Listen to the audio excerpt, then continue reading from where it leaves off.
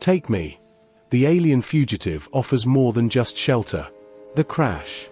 The cargo hauler drifter's hope tore through Krell 7's atmosphere like a wounded bird, trailing plasma, fire, and desperation. Zephyr gripped the failing controls, sweat stinging his eyes as proximity alarms shrieked their final warnings. The moon's surface rushed up, jagged obsidian cliffs and rust-colored valleys carved by ancient rivers long since dried to dust.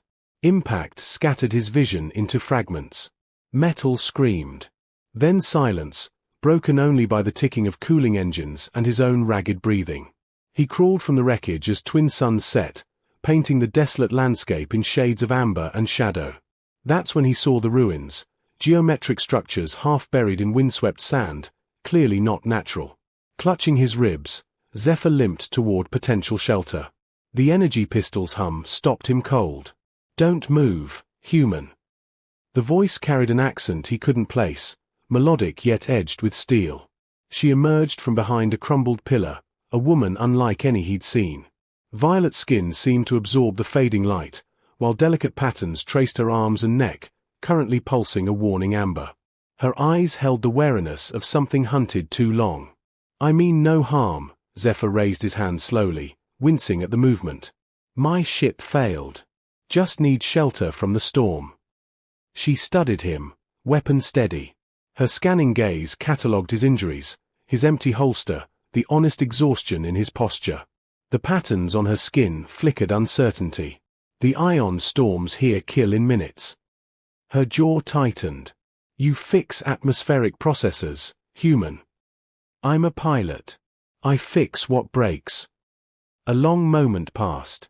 Thunder rumbled across the valley, carrying the ozone scent of approaching weather. "One wrong move, and I'll leave you for the storm." She lowered the weapon slightly. "Follow. Quickly."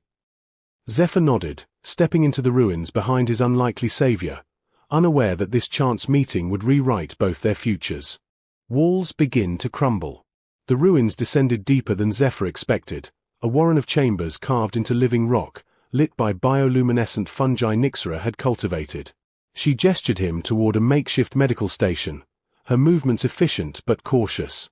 "Nixera," she offered curtly, producing a medical scanner. "Valerian exile." "You." "Zephyr Holt. Just a freight runner." He hissed as she pressed the scanner against his ribs. "Exile from what?" Her patterns flickered, a rapid cascade of colors he couldn't interpret. "A future I didn't choose." She worked in silence, applying dermal regenerators to his cuts. "2 cracked ribs. You're fortunate nothing punctured." Days blurred together as storms hammered the surface. Trapped below, they orbited each other warily, two wounded creatures learning to share space.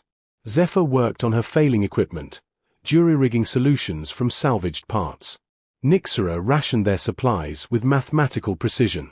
The third evening, as wind howled through distant shafts, Zephyr unpacked his personal effects. Among the survival gear, he found his father's old audio player, miraculously intact. "What is that?" Nixera asked, curiosity breaking through her reserve. "Music. From Earth." He activated it.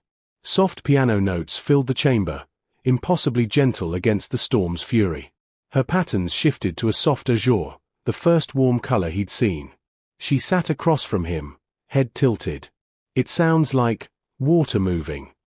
My father said it was called rain music." "Funny, considering." He gestured upward toward the lethal precipitation above. A ghost of a smile touched her lips. "On Vila, we have singing crystals in the thermal caves. They resonate with body heat, each person creates unique harmonies." Her expression clouded. "I haven't heard them since." "Since you ran." She met his eyes. "Since I refused to be currency in someone else's transaction." Her voice carried steel wrapped in vulnerability. "They wanted to bind me to a war commander, unite two houses through my body, my silence, my compliance." Zephyr nodded slowly. "I know something about being someone else's commodity. Corporate raiders hit our settlement when I was 16. Killed my parents. Took everything. The company called it resource reallocation. Understanding passed between them, a recognition deeper than words. "You fly alone now," Nyxra said softly. "I did." Zephyr extended his hand across the space between them. "Maybe we both did." She hesitated, then reached out. When their fingers touched, her patterns bloomed brilliant sapphire, and for the first time in months, Nyxra let herself hope. Boundaries dissolve. The atmospheric processor occupied a cramped alcove, requiring them to work in close proximity. Zephyr felt hyper-aware of every accidental contact, her shoulder brushing his, her breath stirring his hair as she leaned over his shoulder to examine wiring. "This coupling is corroded," she murmured, reaching past him. Her arm aligned with his, violet skin against his sun-weathered tan. The contrast struck him breathless. "I'll fabricate a replacement." His voice came rougher than intended. She pulled back slightly, patterns rippling with something that might have been awareness. "Your hands are steady. Unusual for someone who's lived roughly. Pilot's training. Steady hands save lives in the void." He turned, finding her face inches from his. "Why do your markings change colors?" Nyxra's eyes widened. "They respond to emotional states. We evolved it for communication before verbal language." "What does blue mean?" "Contentment. Trust." She swallowed. "Things I haven't felt in a long time." That evening, as artificial lights mimicked sunset, Nyxra showed him her scars, pale lines across her back where tracking implants had been cut away during her escape. Zephyr's fingers traced them with devastating gentleness. "You did this yourself?" he asked. "Freedom demands blood." She shivered under his touch. "Zephyr, what do humans believe about choosing partners?" "That it should be a choice. That desire without coercion is the only honest foundation." His hands settled on her shoulders. "Why do you ask?" She turned to face him. "Because I'm choosing. Right now. If you'll have me." The kiss ignited like atmosphere catching flame, tentative for only a heartbeat before hunger overwhelmed hesitation. Zephyr pulled her close, and she melted against him, patterns cascading through every color in her spectrum. They sank to the cushions she'd arranged in her living space, exploring each other with wonder and urgency. Her skin was silk-soft and warm, her responses unguarded in ways her words had never been. When he traced the patterns along her collarbone, they brightened under his touch. "I've never." She whispered against his neck. "Neither have I. Not like this. Not when it mattered." They took their time, discovering what made each other gasp, where to linger, how to give pleasure freely offered and gratefully received. In the shelter of ancient ruins, on a desolate moon, two exiles found sanctuary in each other, bodies and hearts finally unguarded. Later, wrapped together as false stars glowed overhead, Nyxra traced patterns on his chest. "I never thought I'd feel safe enough to want this," she admitted. Zephyr kissed her forehead. "You are safe. I promise you that." Neither heard the distant sensor ping, the first sign that their borrowed peace was ending. Dawn and danger. Morning arrived with harsh reality. Zephyr woke to Nyxra rigid beside him, staring at a handheld scanner with patterns flashing violent crimson across her skin. "They've found me." Her voice held the flatness of someone who'd always known this moment would come. Bounty hunter transponders. 3 ships in orbital approach. Zephyr was on his feet instantly, pulling on clothes. "How long?" 2 hours, maybe less if they have atmospheric scanners. She was already moving, gathering equipment with practiced efficiency born of previous escapes. "Then we use what we have." He gripped her shoulders, forcing her to meet his eyes. "I'm not losing you to them. My ship, it's damaged but the core systems are intact. Your technical knowledge, my piloting. We can make it work." Her patterns flickered between fear and something that might have been hope. "The probability." "Forget probability. I didn't survive raiders, corporate purges, and 3 pirate encounters to let some bounty hunters take the woman I love." Nyxra's breath caught. "You love." Figure that was obvious after last night. He managed a crooked smile despite the tension. "Now move. We've got work to do." They sprinted to the crash site, working with desperate synchronization. Nixera rerouted power systems Zephyr didn't even know existed while he bypassed safety protocols that would have made any inspector weep. Her knowledge of energy signatures helped mask their heat bloom.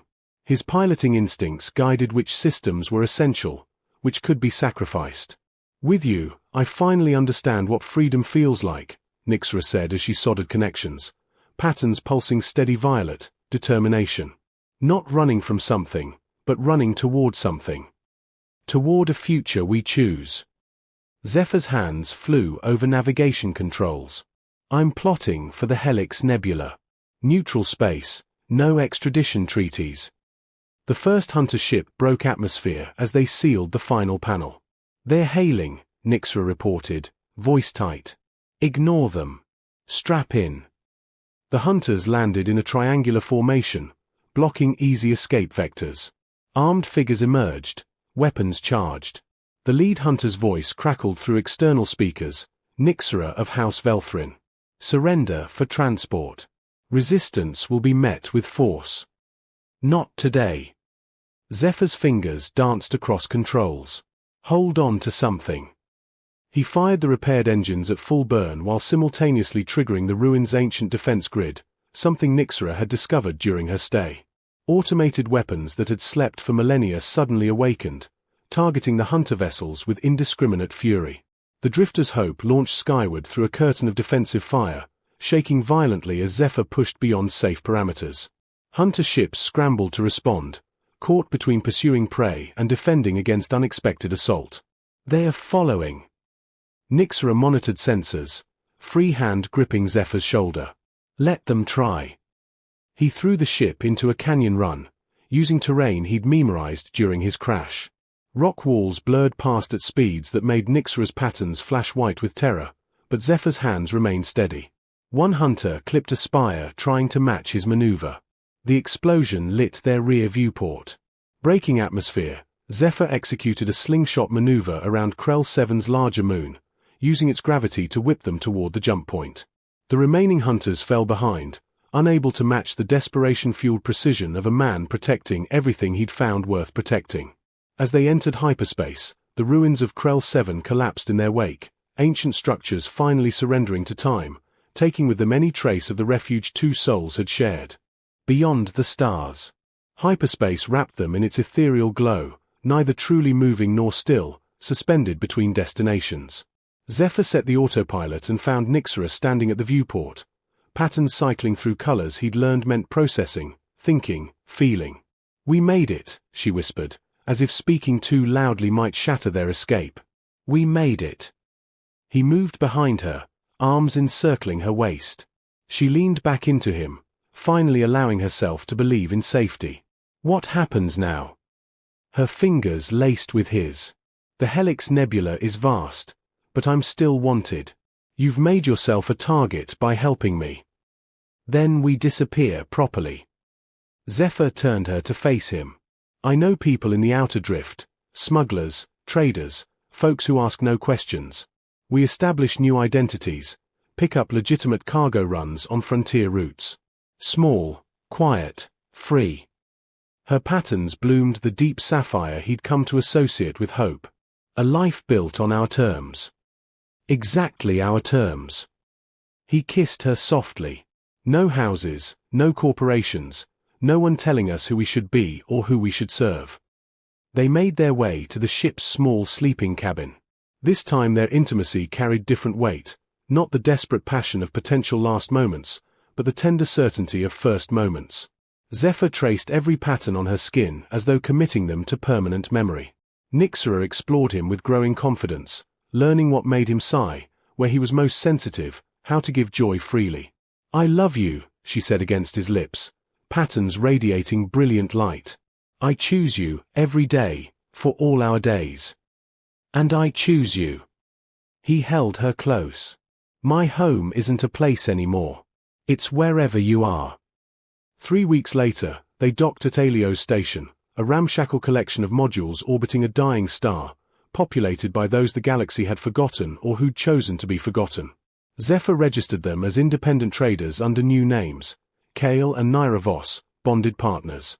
Their first cargo run was simple: medical supplies to a mining colony, no questions asked. As they prepped the Drifter's Hope for departure, Nyxera found Zephyr in the cockpit, staring at the viewscreen displaying infinite stars. "Ready?" she asked. He pulled her into his lap, her head resting against his shoulder. "With you? Always." Her hand found his, fingers intertwining, violet and tan, two colors that shouldn't blend but somehow created something beautiful. The viewscreen showed routes unmarked by empire or authority, spaces where two exiles could build something genuine. "Where to?" Nyxera asked. "Everywhere. Nowhere. Wherever we want." Zephyr keyed the engines. "As long as we're together." The ship jumped to hyperspace, carrying its precious cargo of hope toward a horizon they'd write themselves. Lessons learned. True freedom isn't found in running from chains, but in choosing who holds your heart willingly. Love demands courage, the bravery to trust again after betrayal, to hope again after loss. Home is not coordinates on a star map, but the sanctuary we create in another's arms. The most precious treasures aren't those we're given, but those we fight to protect and build together.